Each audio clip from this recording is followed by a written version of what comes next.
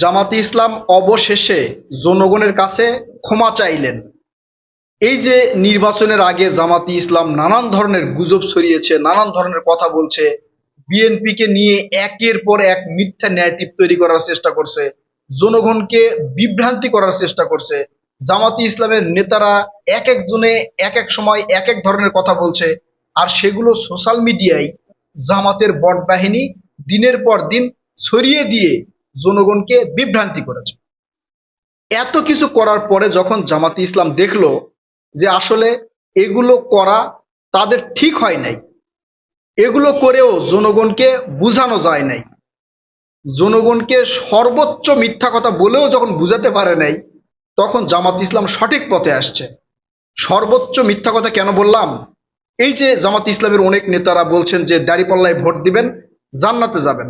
জামাতি ইসলাম ইসলামিক দল, আল্লাহর দল, এই দলের সাথে না থাকলে কবরে গিয়ে আপনারা কি উত্তর দিবেন?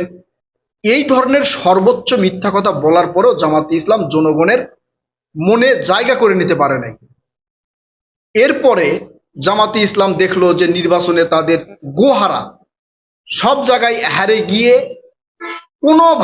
কোনোভাবে আর কি ৬৮টা আসন পাইছে, এবং তার জোট শরিক যারা তারা পাইছে ৬টা। সব মিলে তারা মোটামুটি ৭০টা থেকে ৭৬টা আসন পাইছে, এইরকম আর কি। ৭৬টা মনে হয় আসন পাইছে। যাক, এই ৭৬টা আসন নিয়ে তারা এখন সংসদে বিরোধী দল হিসেবে বসতে যাচ্ছে, এটাই তাদের সান্ত্বনা। কিন্তু তারা এই অতীত থেকে এই পর্যন্ত যা কিছু করেছে তার কারণে তারা ক্ষমা চাওয়া শুরু করেছে। আপনারা ইতিপূর্বে দেখেছেন জামাতে ইসলামের আমির ডক্টর শফিকুর রহমান স্যার, তিনি সেই ১৯৪৭ সাল থেকে এখন পর্যন্ত তাদের যাবতীয় ভুলের জন্য ক্ষমা চেয়েছে একবারে। এই ক্ষমা চাওয়াটা ছিল তার একটা কৌশল। সাধারণ জনগণ বা বাংলাদেশের জনগণ যখন বলছিল ১৯৭১ সালের বিষয় নিয়ে তাদের ক্ষমা চাইতে হবে, তখন তিনি কৌশলে ১৯৪৭ থেকে এখন পর্যন্ত যাবতীয় ভুলের জন্য ক্ষমা চাইছে। অর্থাৎ ৭১-এর মানে যে ভুলটা তাদের ছিল তারা একসাথে এর মধ্যে জড়াই দিছে। আবার নতুন করে জামাতে ইসলামের আমির ডক্টর শফিকুর রহমান ক্ষমা চাইলেন। কেন ক্ষমা চাইলেন? আপনারা জানেন যে এই কয়েকদিন আগে জামাতে ইসলামের পক্ষ থেকে মামার বাড়ির আবদার করা হয়েছিল। মামার বাড়ির আবদার মানে কি জানেন? মামার বাড়ির আবদার হচ্ছে যে যেখানে নানার বাড়ি সেখানে তো মামার বাড়ি, মামার বাড়িতে যা যা চাইবো মামা তাই দিবে। এটা হচ্ছে মামার বাড়ির আবদার। হ্যাঁ, একটা প্রবাদ বাক্য আর কি, যেটা সহজেই পাওয়া যায় বা ইচ্ছা করলেই চাওয়া যায়। ঠিক জামাতের আমির বা জামাত ইসলামের পক্ষ থেকে সেই একটা আবদার করা হয়েছিল। আবদারটা কি? আবদার হলো এই যে পররাষ্ট্র মন্ত্রণালয়ে ডক্টর শফিকুর রহমান স্যারের উপদেষ্টাকে একটা পদ দেওয়ার কথা বলেছিল। সেখানে ডিরেক্ট মন্ত্রিত্বর কথা বলেছিল, সম্ভবত প্রতিমন্ত্রীর কথা। তারপরে জামাতের আমির বলল যে না, এই প্রতিমন্ত্রী বা মন্ত্রীর কথা বলা হয় নাই, তবে পররাষ্ট্র মন্ত্রণালয়ে তার উপদেষ্টাকে সংযুক্ত করার জন্য একটা আবেদন করা হয়েছে, লিখিত আবেদন। সেই পররাষ্ট্র মন্ত্রী ডক্টর খলিলুর রহমানের কাছে, যেই খলিলুর রহমানকে নিয়ে নানা ধরনের তর্ক বিতর্ক সৃষ্টি করেছিল জামাতে ইসলাম, এই ডক্টর খলিলুর রহমান অন্তর্বর্তীকালীন সরকারের সময় তিনি ছিলেন পররাষ্ট্র উপদেষ্টা। নির্বাচন হয়ে যাওয়ার পরে তার অভিজ্ঞতাকে কাজে লাগানোর জন্য এই বিএনপি তাকে পররাষ্ট্র মন্ত্রী করেছেন। এরপরে জামাতে ইসলাম তারা বলল কি, যে ইঞ্জিনিয়ারিং করছে ভোট, আর এই ইঞ্জিনিয়ারিং এ সহযোগিতা করছে এই খলিলুর রহমান, এই জন্য খলিলুর রহমানকে মানে পররাষ্ট্রমন্ত্রী বানানো হয়েছে। এখন এত কিছু বলার পরে সেই খলিলুর রহমানের কাছেই চিঠি লিখছে। লজ্জা করে নাই? চিঠিটা লেখার সময় লজ্জা করে নাই? সেই চিঠিতে লিখছে যে এই ডক্টর শফিকুর রহমান স্যারের উপদেষ্টা, মানে যারা উপদেষ্টা পদে আছে আর কি, এই যে সরকারের বিভিন্ন উপদেষ্টা আছে না, এরকম ভাবে এই শফিকুর রহমান স্যারও কিছু উপদেষ্টা রাখছে। এর মধ্যে একজন উপদেষ্টাকে পররাষ্ট্র মন্ত্রণালয়ে সংযুক্ত করার জন্য অনুরোধ করে চিঠি পাঠিয়েছে। সেটা ফ্লাশ হয়ে গেছে, কারণ সরকারকে না জানিয়ে তো আর এই পররাষ্ট্রমন্ত্রী তিনি নিজে নিজে কাউকে নিয়োগ করতে পারবেন না।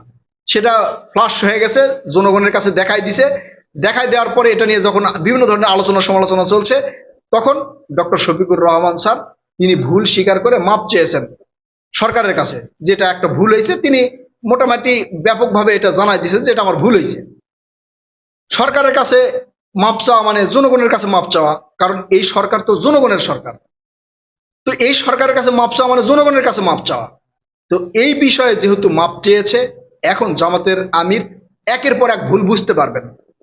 তিনি ভুল বুঝে একের পর এক মাপ চাইবেন। এই যে জামাত শিবিরের যে বট বাহিনী আছে, এরাও মাপ চাবে, দেখবেন কিছুদিন পরে মাপ চাবে। এই যে ফ্যামিলি কার্ড নিয়ে যে ধরনের বিভ্রান্তি ছড়াইছিল, এখন ফ্যামিলি কার্ড দেওয়ার পর তো তার মাপ চাওয়া উচিত, তাই না? মাপ চাওয়া কিন্তু উচিত।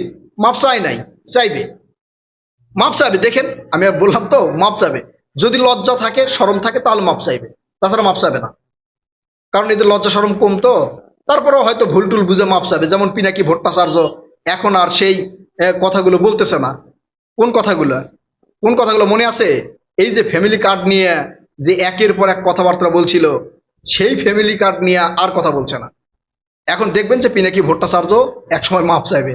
তো এই যে জামাতি ইসলাম, জামাতের আমির বা হচ্ছে জামাতের যেগুলো নেতারা আছে, অতীত থেকে এরা শিক্ষা নেওয়া শুরু করেছে। তারা সরকারের কাছে আবেদন করা শুরু করেছে। করুক, আমরাও চাই আবেদন করেন, আবেদন করে সরকারের সাথে আপনারা কাজ করেন। সরকারকে বিভ্রান্তি করেন না, জনগণকে বিভ্রান্তি করেন না, নানা ধরনের গুজব ছড়ানোর চেষ্টা করেন না। আমি জামাতের আমির ডক্টর শফিকুর রহমান স্যারকে বলবো, আপনাদের যে বট বাহিনী আছে সোশ্যাল মিডিয়ায়, এই বট বাহিনীকে একটু শান্ত করেন। পুরো বট বাহিনীর যে চক্র আছে তাদেরকে বলে দেন যে মিথ্যা বিভ্রান্তি ছড়ানোর দরকার নেই। এই সরকার ক্ষমতায় বসছে, এই সরকারকে আমরা দেখি, সরকার কি করে আমরা দেখি। আপনারা তো জনগণের সেবা করতে চাইছিলেন।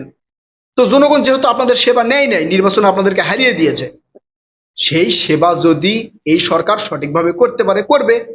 যদি সঠিকভাবে করতে না পারে তাহলে আপনারা আলোচনা সমালোচনা করবেন, আমরাও করব। কিন্তু আপনারা সময় না দিয়ে নানা ধরনের গুজব ছড়ালেন, গুজব ছড়িয়ে এখন এসে সরকারের কাছে আবেদন করছেন। সে আবেদন আবার ভুল হয়েছে এইটা বলে মাপ চাচ্ছেন।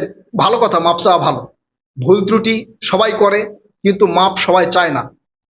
এই জন্য মাপ চাওয়া উচিত, মাপ চাওয়া ভালো। মাপ চান, মাপ চাইলে জনগণ আপনাদের ক্ষমা করে দিবে। আপনারা যেমন অতীতে নানা ধরনের গুজব ছড়িয়েছেন, আপনারা ইসলামিক দল, আল্লাহর দল, এই যে দাড়িপাল্লায় ভোট দিলে আপনারা জান্নাতে যাবেন, এগুলো যেগুলো বিভ্রান্তি ছড়িয়েছেন, সব বিষয়ে আপনারা মাপ চান। মাপ চাইলে হয়তো জনগণ আপনাদের ক্ষমা করে দিবে। ক্ষমা করে দেওয়ার পরে হয়তো সামনের নির্বাচনে আপনাদেরকে আবার ক্ষমতায় দেখতেও চাইতে পারে। এই ক্ষেত্রে আপনারা মাপ চান। এই যে যেমন মাপ চাইছেন, এইভাবে প্রত্যেকটা ভুলের জন্য মাপ চান। আপনারা বলছিলেন ফ্যামিলি কার্ড ভুয়া, ফ্যামিলি কার্ড যখন দিচ্ছে অন্তত মাপ চাইয়া এই সরকারকে সহযোগিতা করেন। সহযোগিতা করা উচিত। সহযোগিতা যদি না করেন তাহলে জনগণ কিন্তু ক্ষমা করবে না। আপনারা মাপ চাইলে জনগণ কিন্তু ক্ষমা করবে না, কারণ আপনারা অনুতপ্ত হয়ে যদি সঠিক পথে আসেন, তারপরে জনগণ আপনাদেরকে ক্ষমা করে দিবে। প্রিয় দর্শক, আপনারা কি মনে করছেন? এই মাপ চাওয়াটাকে আপনারা কিভাবে দেখছেন? সরকারের কাছে আবেদন করেছে, সরকার সেটা জনগণের কাছে জানিয়ে দিয়েছে। জনগণ যদি চাইতো তাহলে হয়তো সেখানে বসায় দিত একজনকে। তো জনগণ যেহেতু চায় নাই, বসায় নাই, সরকার যেহেতু চায় নাই, বসায় নাই, এটা ফ্লাশ করে দিয়েছে। এই ক্ষেত্রে মাপ চাইছে। এই মাপ চাওয়াটাকে আপনারা কিভাবে দেখছেন? এটা কি আসলে জামাত শিবির বা জামাতের যেগুলো ভোট বাহিনী আছে, এরা কি নিজেদেরকে পরিবর্তন করলো? আপনারা আপনাদের মূল্যবান মতামত কমেন্ট করে জানাবেন। কথা হবে নতুন কোনো ভিডিওতে ইনশাল্লাহ। ততক্ষণ পর্যন্ত ভালো থাকবেন। আল্লাহ হাফেজ।